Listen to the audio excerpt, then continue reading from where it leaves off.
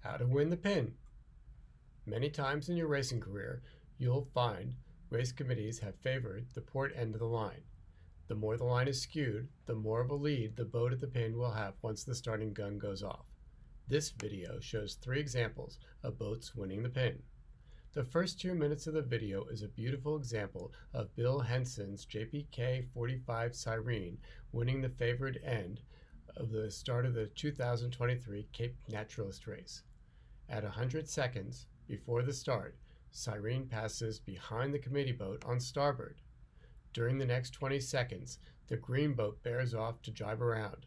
Notice that Cyrene bears off at the same time, but while keeping on starboard to push the green boat away from the line.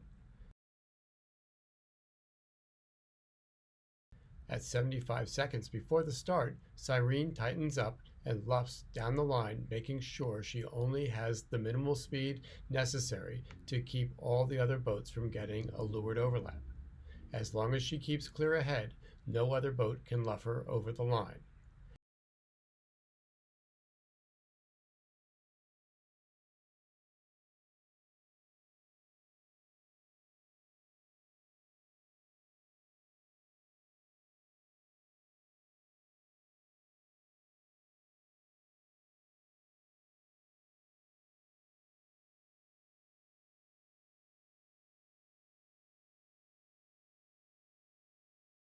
At 30 seconds to go, she lets a boat get overlapped on her windward quarter.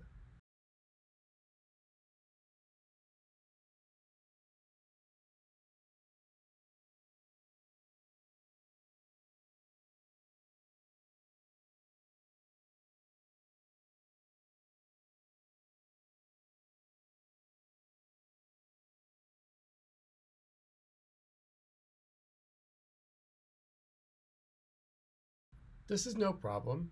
Notice how fast that boat falls behind once Cyrene tightens up and puts that boat in her bad air. Just after the start, Cyrene has a huge lead.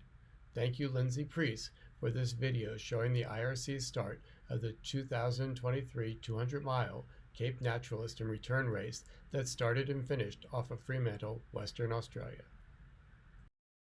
The second situation comes from the start of the 2010 630-mile Newport to Bermuda race. I called the pin-winning start on the J109 Apsara. In the 15 minutes between starts, we had plenty of time to find that it took 2 minutes 20 seconds to sail on starboard between the committee boat and the port pin. The line was so unsquare that we started our final approach from over the line. All the boats that started below the line had to pinch and go slow to get to the pin. Down towards the port end, we converged with the other boats, but Apsara had speed to sail across their bows.